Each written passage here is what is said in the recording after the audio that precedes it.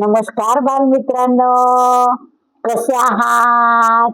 आता सोमवारपासून शाळा सुरू होणार बर का.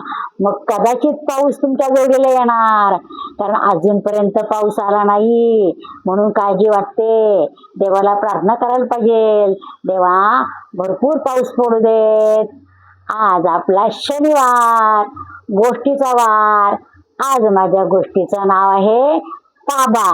मुलांनो, आपण लहानपणी फार निरागस असतो आणि आपण आपलं मन आपल्या त्यावेळेला ताबा म्हणजे काही कळतच नाही. निरागस मन म्हणजे इतकं छान असतं ना, मनामध्ये वाईट विकल्प येत नाही किंवा गर्व येत नाही किंवा आपल्याला नेहमीपणा येत नाही.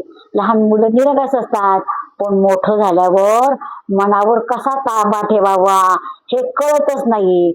एक मुलगा असतो बर का, विद्यार्थी, आणि तो की नाही देवाची भक्ती करायला जातो. पण देवाची भक्ती करायला गेला की त्याला असं वाटतं, वा मी देवाची भक्ती करतो, अहंकार निर्माण होतो त्याच्यात. पण त्याच्या मग भक्तीत लक्षच लागत नाही त्याचं बर का. मग तो अभ्यास करायला घेतो, पण त्याचं अभ्यासाचंही लक्ष लागत नाही. त्याचं मन त्याच्या ताब्यातच नसतं. अभ्यास करायला घेतलाय की एखाद्या सिनेमाची आठवण येते आणि सिनेमा बघायला घातलाय की बापरे मला अभ्यास करायचा आहे, असं एकाग्र चित्त मन त्याचं राहतच नाही. मग तो की नाही गुरुदेवांकडे जातो बर का, आणि गुरुदेवांना म्हणतो, गुरुदेव माझं की नाही कुठल्या बाबतीत माझं लक्षच लागत नाही, माझ्या मनावर ताबाच राहत नाही, मी काय करू, त्यामुळे मला ज्ञान प्राप्ती कशी होणार? मग गुरुदेव म्हणतात, तू उद्या ये बर का, मी तुला सांगतो. मग तो दुसऱ्या दिवशी सकाळी गुरुदेवांकडे जातो. त्यावेळेला की नाही तिथे 4 कुत्री खेळत असतात, छोटी छोटी बाळ बर का कुत्र्यांची. मग गुरुदेव म्हणतात की तू मनावर ताबा मिळवायचा ना तुला, एक काम कर, तिथे कुत्री खेळतात की नाही, त्या 2 कुत्र्यांना घेऊन तुझ्या घरी जा, 8 दिवस तुझ्याकडे ठेव आणि त्यांना तुझा लळा लागला पाहिजे बर का, तुझ्याकडेच ठेव त्यांना. मग ती 2 कुत्री घेतो आणि तो जातो मग घरी घेऊन.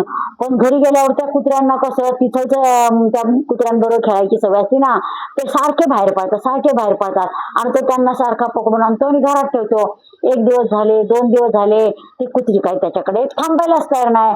आता तो म्हणतो, अरे बापरे, गुरुदेवांनी तर सांगितलं 8 दिवसात त्यांना तुझ्या लळाला पाहिजे, तुझा लळा लागला पाहिजे आणि ते तुझ्या ताब्यात राहायला पाहिजे. आता काय करायचं?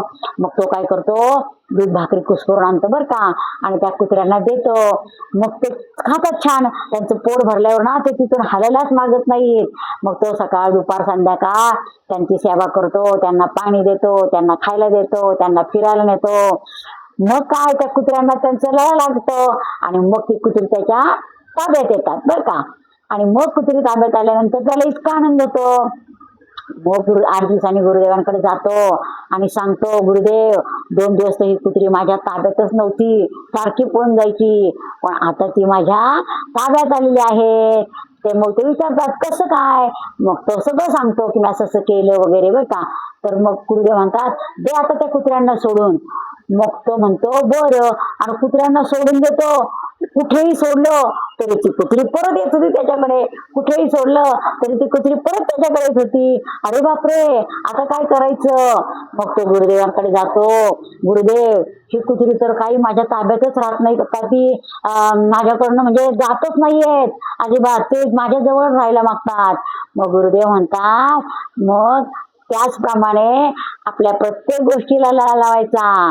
भक्ती करायला बसलं तर एकदा भक्तीत नाही लक्ष लागणार, दुसऱ्या दिवशी नाही लागणार, पण तिसऱ्या दिवशी आपोआप तुला भक्तीचं वेळ लागेल. भक्ती म्हणजे देवाची बर का, नामस्मरण, पूजा, प्रार्थना. आणि मग तो गुरुदेव म्हणतात, जर तू अभ्यासाला बसलास तर एकदा नाही लक्षात राहणार पाढे, दुसऱ्यांदा नाही लक्षात राहणार, पण तू सकाळ दुपार संध्याकाळ जर पाढे म्हटले तर ते तुझ्या बरोबर लक्षात राहतील आणि तुला ते रोज म्हणायची सवय लागेल. तसंच तुला ज्ञान प्राप्ती पण होईल. प्रत्येक गोष्ट सतत केल्याने ती आपल्या लक्षात राहते आणि आपल्या ताब्यात राहते. म्हणून रोज अभ्यासाची सवय केली की ज्ञान आपल्या ताब्यात राहते.